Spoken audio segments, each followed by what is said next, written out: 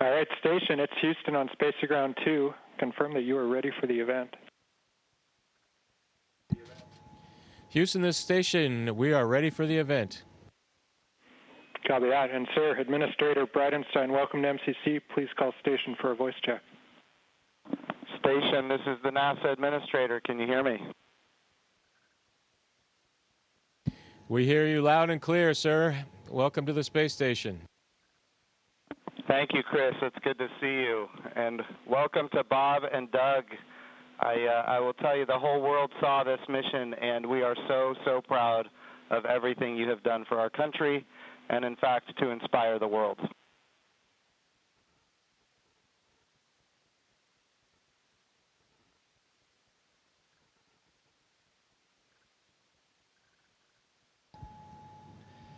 We sure appreciate that, sir. It's obviously been our honor to be just a small part of this. We have to give credit to SpaceX, the Commercial Crew Program, and, of course, NASA. It's great to get the United States back in the crewed launch business, and we're just really glad to be on board this magnificent complex. Well, we have some VIPs with us here, and I'm sure they have some questions that they'd like to ask you, but I have one of my own before I turn it over.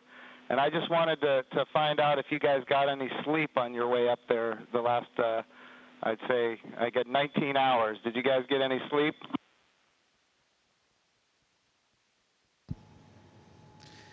Yeah, I think a lot of folks in Hawthorne were asking the same question, sir, but we did get probably a good 7 hours or so opportunity for sleep, and I did succeed at sleep, and Doug did as well. So the first night is always a little bit of a challenge, but the Dragon was a slick vehicle, and we had good airflow, and so we had a excellent evening, and just excited to be back in low Earth orbit again. Amazing. Well, one of the people that is here with us today is Senator Ted Cruz, and of course he's a huge advocate of America's space program, and he's been somebody who has helped us so much as we transition from one administration to the next administration. And the reason missions like this can have success is because of continuity of purpose. And Senator Ted Cruz was a leader on a bill called the NASA Transition Authorization Act. And because of that, we have had a lot of political support, and we're very grateful for his leadership. Senator Cruz, would you like to say a few words? Well, congratulations, gentlemen. The eyes of the world are upon you, and everyone is proud of you. All of America is watching you, and today and yesterday represent big, big days. We're looking at a decade since we've had American astronauts launched on an American ship from American soil. And I can tell you, I sat with my wife and kids in our living room watching on TV yesterday, and I suspect we did what just about everyone watching did, including both of you, which is held our breath as it took off. And we're glad to see you've landed safely. We're glad to see you've docked. And so let me ask you, that Dragon is an amazing vehicle. How does she handle?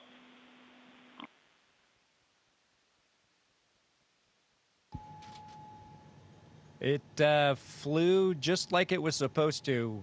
It was we had a couple opportunities to take it out for a spin, so to speak, once after we got into orbit last night, and again today about 20 minutes before we docked. And my compliments to the folks back at Hawthorne and SpaceX for how well it flew. It is exactly like the simulator, and we couldn't be happier about the performance of the vehicle. What do you guys hope to accomplish in your time on the International Space Station?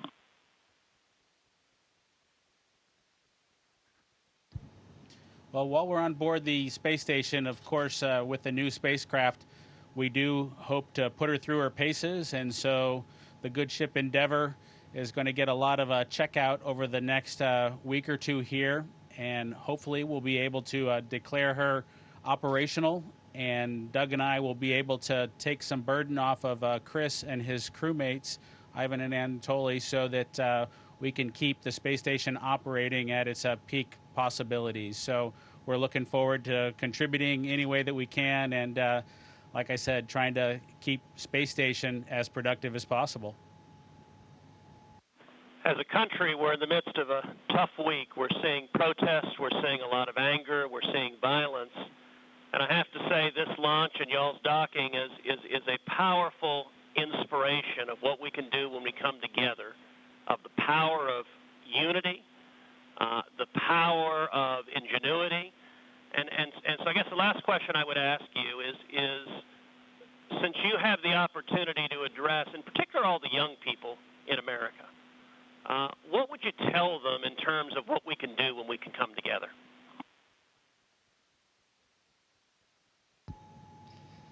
You know, that's a great question. 9 years ago, just about exactly 9 years ago, we docked with Atlantis on STS-135, the last flight of the Space Shuttle program, a 30-year program.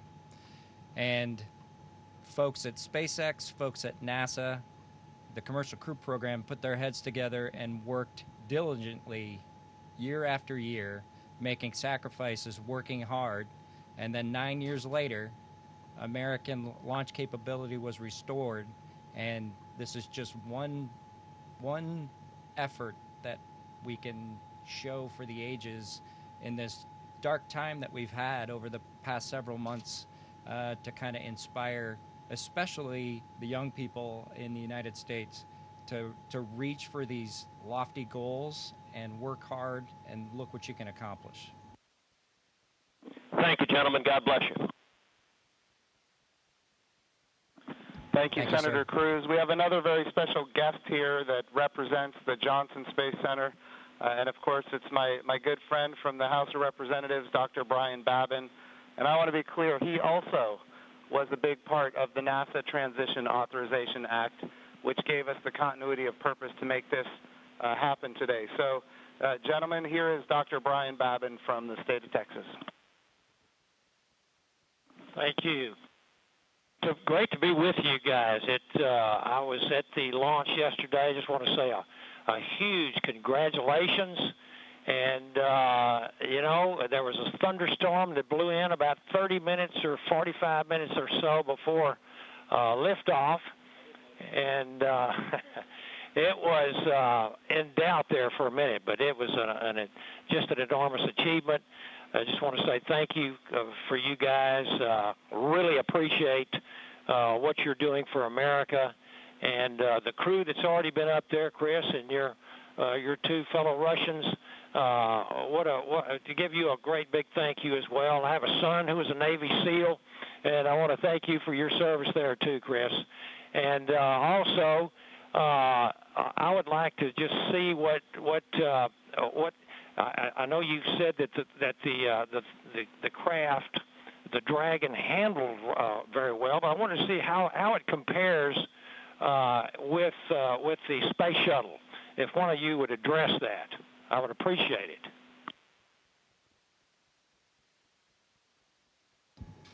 Well, thank you, sir. It certainly has been a long endeavor for us and our namesake spacecraft.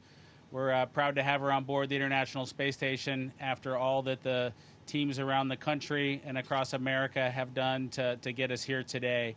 As far as a comparison with the Space Shuttle, both Doug and I took a few minutes while we were accomplishing the approach and docking to, in our spare time, talk a little bit about it. We were surprised a little bit at how smooth things were off the pad. The Space Shuttle is a pretty rough ride heading into orbit with the solid rocket boosters.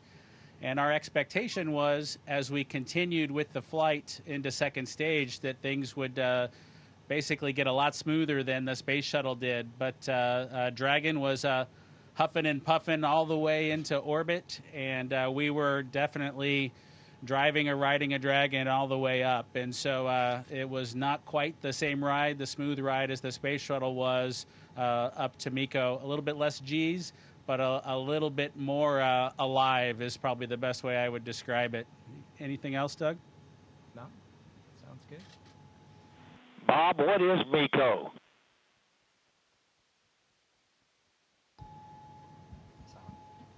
Sorry, I have to apologize for actually using the term MECO.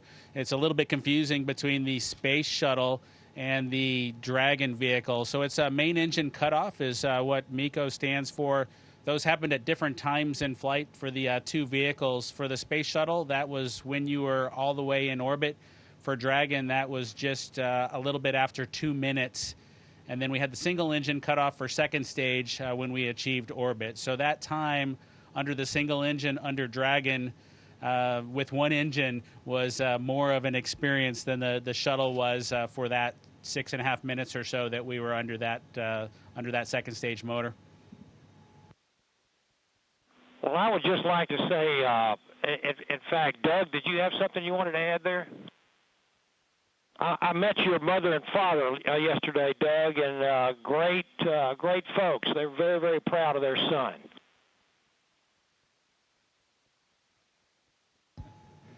Yeah, that's pretty cool. Hopefully they enjoyed the launch. I know for parents, it can probably be pretty nerve-wracking for them to experience a launch. This was their third, so I'm glad everything went okay, and hopefully it was a good show. We haven't obviously heard or seen any video yet, but we're looking forward to seeing the launch replayed sometime. I can assure you that it was a great show. It was one of the treats of my lifetime, I would have to say, and many other folks that were sitting there looking all across the country and even the world. And I can tell you, as Senator Cruz said, we've gone through some really, really rough times over the last few days, and to have that successful launch, the public-private partnership between NASA and SpaceX, and you guys being so well trained and having it go off without a hitch was a tremendous blessing for our country. And I can't tell you how many emails and communications I've gotten from people that who were so disturbed by what's been going on, transpiring around the country, to have the great news and the wonderful liftoff and everything going without a hitch. So I just want to say God bless both of you. Thank you so very much. Bless the rest of you folks up there as well. We thank our Russian partners. And thank you, Chris. Y'all are all in our prayers, and we're looking forward to seeing you successfully complete your mission and back safely on Earth. God bless.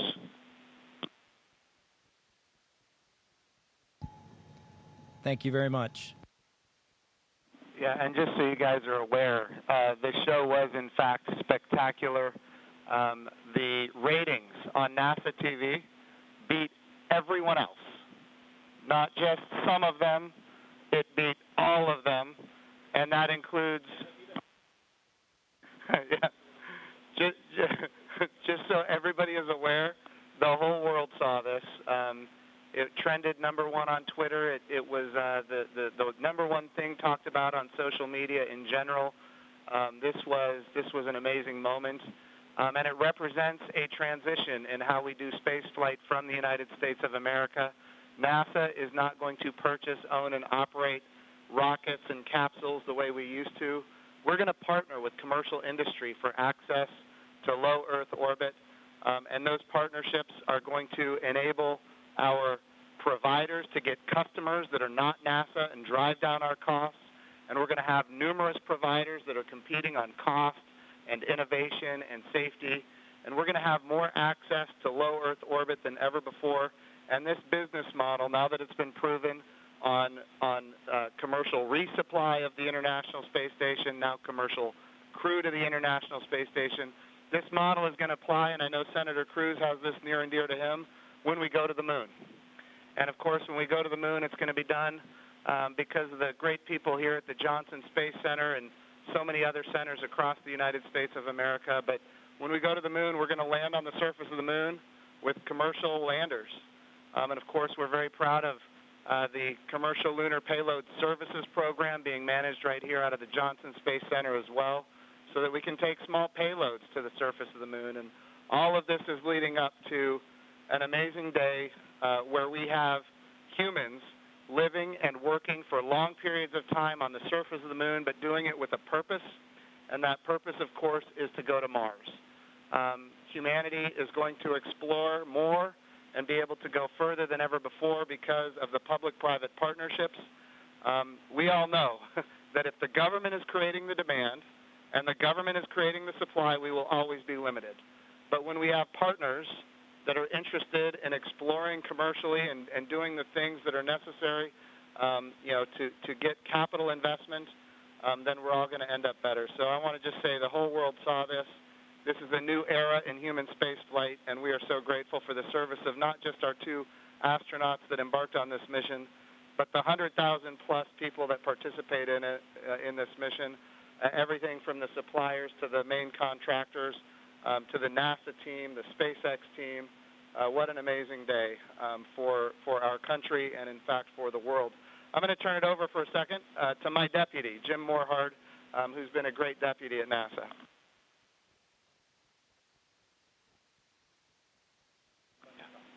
Gentlemen, congratulations. You know, Jim's mentioned going to the moon. And yesterday and today, one, you've inspired the Artemis generation, which is our next generation.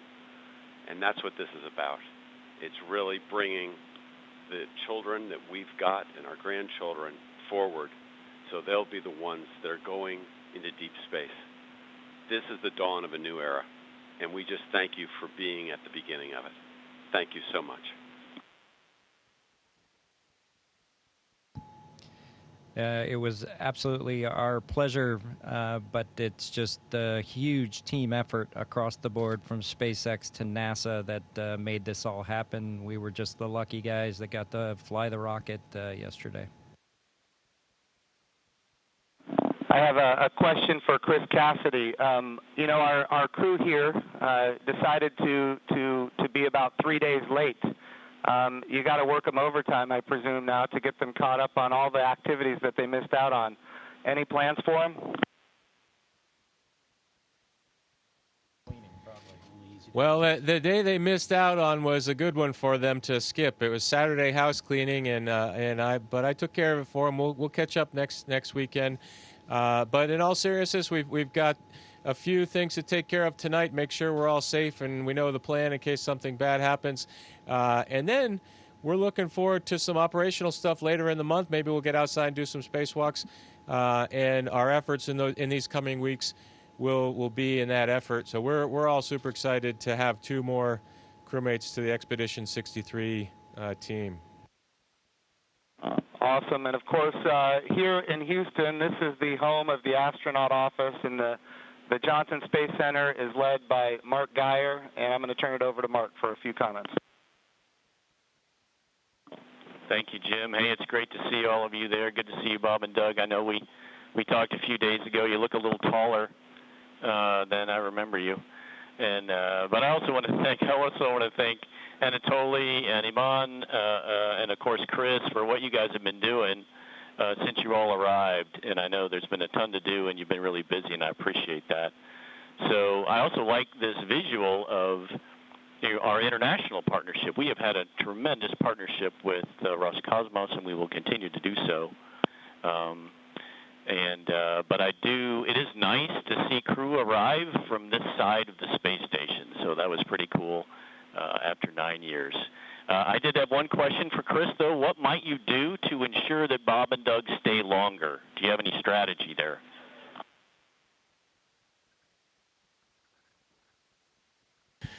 Well, we'll slow down the rate of which I'm eating food, and maybe we can stretch out our consumables a little bit. But that's a great question. We'll have to come up with some conniving scheme here in the next few days.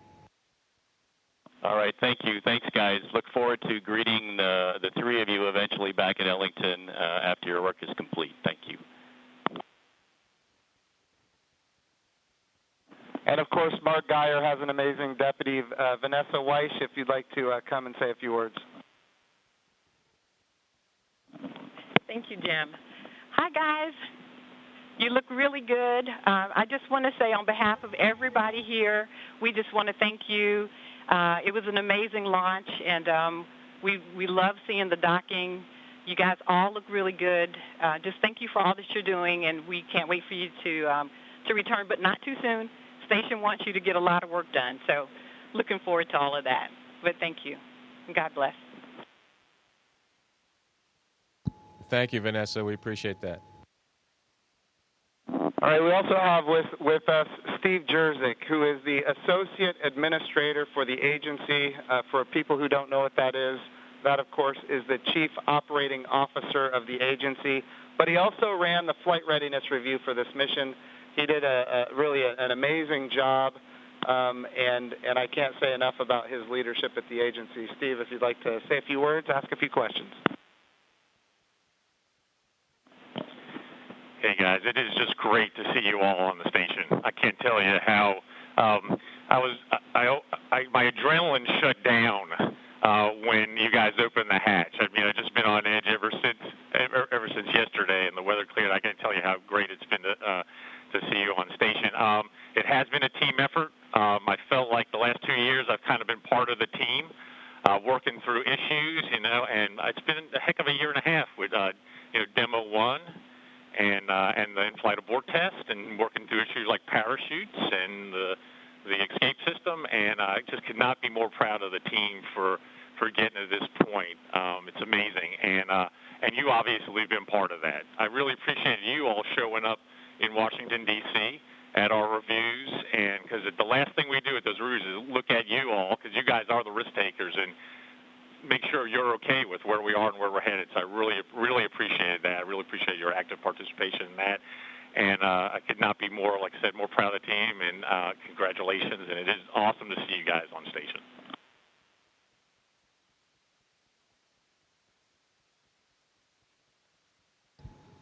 Well, thank you, sir. We're just proud to be a part of the team that got to bring space flight back to the Florida coast. I appreciated the comment earlier that it was nice to see a vehicle come to the forward portion of the space station, but I'll tell you what, that's the only way Doug and I know how to do it. So thanks to the team for providing it to happen our way. We appreciate that. Well, Bob and Doug, just so you're aware, I'm being given the wrap signal. Doug, did you have something to say before we wrap it up here? Oh, no, sir. We're just happy to be here, and Chris is going to put us to work, and hopefully we will fit in and not mess too many things up. I have no doubt that you guys are going to do amazing work. I just want you to know the president came to the launch, and the vice president came to the launch. About half the cabinet was at the launch. We had members of Congress and members of the Senate from both sides of the aisle, and this was an amazing moment of unity for the nation. It was an amazing moment for the whole world to look up. In the midst of the coronavirus pandemic and some other challenges, we were able to have this very, very special moment where we could all look at the future and say that things are going to be brighter tomorrow than they are today. And you and the NASA team and the SpaceX team gave us that opportunity, and for that we are so, so grateful.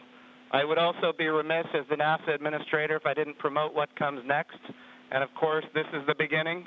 We are now launching to low Earth orbit again, but we will soon be going to the moon. We will be going to the moon sustainably with commercial partners and international partners. We're going to use the resources of the moon to learn how to live and work for long periods of time. Ultimately, we're going to take all of that knowledge and we're going to go to Mars. And of course, this time when we go to the moon, we go with a very diverse, highly qualified astronaut corps that includes women, which is why we call the program Artemis, named after the twin sister of Apollo, and she, in Greek mythology, was the goddess of the moon. This is the beginning. There is so much more to come, and I'm glad that our representatives of the Johnson Space Center are here because we're going to be asking them to fund this project. And what an amazing day that you guys have given us. So thank you from not just me and the people here, but from the United States of America and people all around the world. I'm more popular on Twitter than I've ever been, and it's because of you guys. Thank you.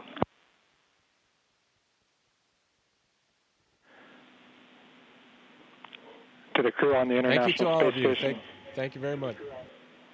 Hey, Chris, we ask that you just hold your position for a few minutes. There's, of course, a number of photos we'd like to take. And then a quick note for those down here in the room. To Senator Cruz, Congressman Babin, Administrator Bridenstine, Director Geyer, and all of our distinguished visitors, thank you for your participation in today's historic event, and thank you for the leadership that has enabled it.